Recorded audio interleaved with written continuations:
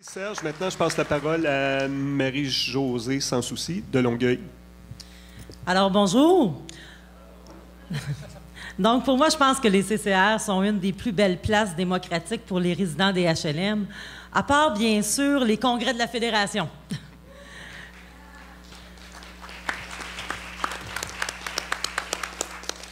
C'est un endroit où l'on peut avoir une influence directe sur les décisions fondamentales concernant tout ce qui concerne les locataires qui habitent un office.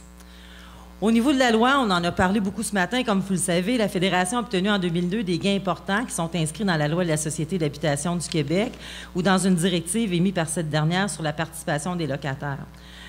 Comme Robert le disait tout à l'heure, ces droits comprennent deux choses en particulier au niveau des CCR, donc l'obligation pour chaque office d'avoir un comité consultatif des résidents, composé des associations de locataires reconnues par l'office avec un budget de fonctionnement. Ça, il ne l'avait pas dit. Ça prend des sous. Le droit d'élire deux locataires au conseil d'administration, on en a parlé beaucoup, et que ces deux locataires siègent évidemment au comité consultatif des résidents. Donc, à Longueuil, en 2002, l'Office s'est formé un OMH qui regroupait, puis corrigez-moi si je me trompe, 8 offices. Donc, à une assez grande région.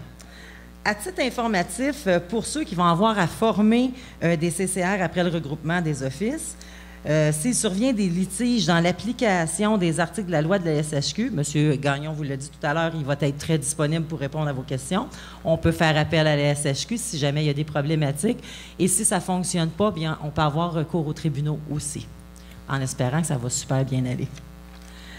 De qui est composé notre CCR? Donc, essentiellement, bien, il s'agit des représentants d'associations. Moi, je ne suis pas bien le micro de main. Excusez-moi. Essentiellement, il s'agit des représentants d'associations de locataires puis des locataires qui ont été élus au CA. Je vais y revenir un peu plus tard sur ces représentants-là. Et lorsqu'il n'y a pas d'association dans les immeubles, bien, il est possible d'élargir la possibilité d'inclure des représentants délégués par cet immeuble.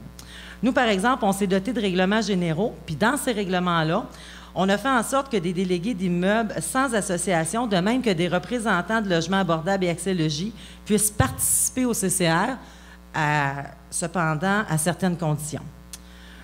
De quel sujet, nous, on traite au CCR? Bien, de manière autonome, on prend des décisions sur les recommandations à faire à l'Office concernant ce qui touche les locataires, en particulier sur les règlements d'immeubles, sur la politique de facturation, sur les rénovations majeures, bref, tout ce qui touche les locataires. M. Crépeau, mon mentor à l'époque, me disait que le CCR, c'était le chien de garde de l'Office. Le CCR, bien, il se doit d'établir et d'adopter des règles pour son fonctionnement. Donc, je pense que je me souviens plus de son nom, M. Baillargeon, qui disait tout à l'heure qu'il y avait un guide qui avait été fait par la Fédération. Il est sur le site. Il se doit d'élire un président, une présidente qui aura la responsabilité de préparer l'ordre du jour puis d'animer les réunions, ou une secrétaire qui notera les principales discussions et recommandations.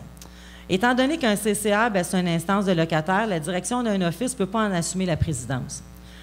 Elle peut toutefois assumer le secrétariat si aucun locataire peut le faire. Le CCR, il se doit également d'organiser des assemblées d'élection des deux locataires qui siégeront au conseil d'administration de l'Office. On le dit, on le redit encore. Alors, au CCR, on se doit d'entretenir un lien avec ces deux locataires-là. C'est important parce que ça va être à eux de faire le pont, si vous voulez, entre le CCR et le conseil d'administration de l'Office, puis pour à la fois faire entendre la voix des locataires et tenir au courant le CCR du travail de l'Office. Évidemment, l'Office de Longueuil couvre une grande région. Puis pour être un CCR efficace, on a besoin de savoir ce qui se passe dans les différents milieux. Alors, on a besoin d'aide aussi des autres locataires.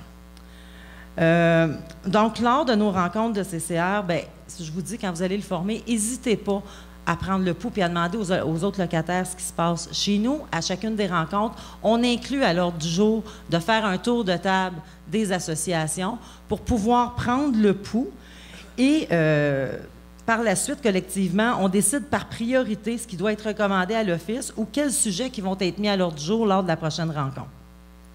Maintenant, lors de négocier et d'entretenir des bonnes relations avec l'Office sans tout dire et tout faire comme l'Office le souhaite et pouvoir garder notre libre arbitre. Petit conseil, premièrement, on doit rester calme.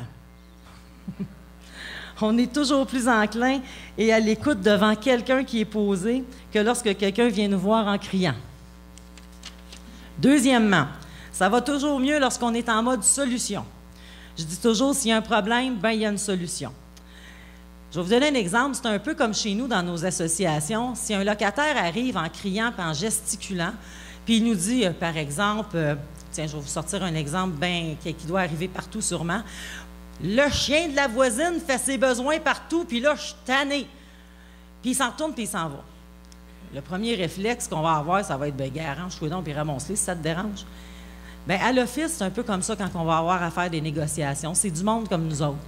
Fait qu'on essaye de trouver des solutions, on essaye de rester calme, on essaye de discuter. On commence par entamer des discussions avant d'entreprendre des démarches plus drastiques. Donc, dans un premier temps, les décisions de l'office, critiquer les décisions de l'office à la place publique comme dans les journaux, c'est peut-être pas, par exemple, la meilleure chose à faire au début parce que là, il n'y aura plus vraiment de négociation rendue là. L'office sera davantage ouvert aux discussions si ce n'est pas des critiques, mais plutôt une expertise aux problèmes existants vécus par les locataires qui l'auraient démontré, ainsi qu'une solution envisageable pour gérer le tout. Vous êtes des experts qui vivent à tous les jours dans vos immeubles et qui sont en mesure de constater si ça va ou ça ne va pas.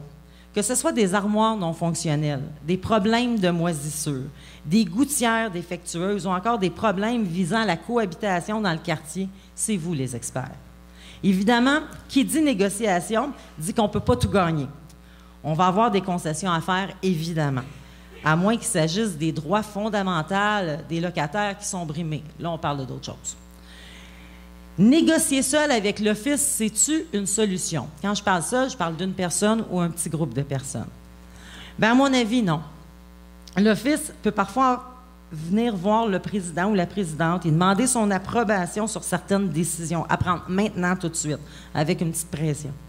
Mon expérience m'a démontré que ce n'est pas la bonne chose à faire parce que, premièrement, si on veut que ce soit démocratique, l'opinion des autres est importante afin d'émettre de bonnes recommandations au CA de l'Office. Deuxièmement, premièrement, c'est très lourd pour une seule personne d'avoir à prendre une décision rapidement. Puis est-ce que c'est la bonne décision qu'on va prendre? On n'a pas consulté les autres. Par la suite, on risque d'avoir le blâme des autres locataires si ce n'est pas la bonne décision. Au niveau de l'Office, c'est peut-être plus rapide de discuter avec une seule personne ou encore avec un petit groupe qu'une consultation lors de rencontres de CCR. Mais c'est beaucoup plus avantageux pour eux puisque par la suite, les locataires, ils n'auront pas le sentiment de s'être fait imposer une décision, mais plutôt qu'ils sont respectés et qui ont été consultés puis qui ont pris part à une décision. Donc, des fois, il faut dire à l'Office, attendez, on n'a pas été consulté, on va aller voir le CCR, on va avoir une consultation, puis on va vous rendre votre décision par la suite.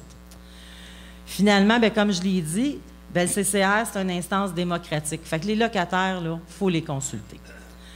Mon expérience m'a prouvé qu'il est possible de collaborer avec l'Office et de faire avancer des projets.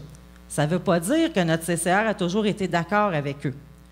Mais à force de négociation, de discussion, d'argumentation, de réflexion sur des pistes de solutions, on est arrivé à améliorer et faire changer certaines choses.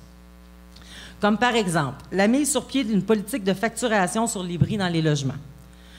La mise sur pied d'un formulaire d'inspection lors des visites préventives signées par le locataire et par le préposé à l'entretien. L'abolition de l'obligation de détenir une assurance par les locataires pour l'obtention et le maintien d'un HLM. La mise en place d'une procédure de gestion dans les demandes de relogement. Donc, c'est des choses qu'on a travaillées puis qu'on a eu gain. On a également collaboré et participé avec l'Office aux visites aléatoires pour l'inspection de bâtiments. Il y a encore des améliorations à apporter, puis je suis convaincue également qu'il va y avoir bien des choses qu'on ne sera pas en accord avec l'Office.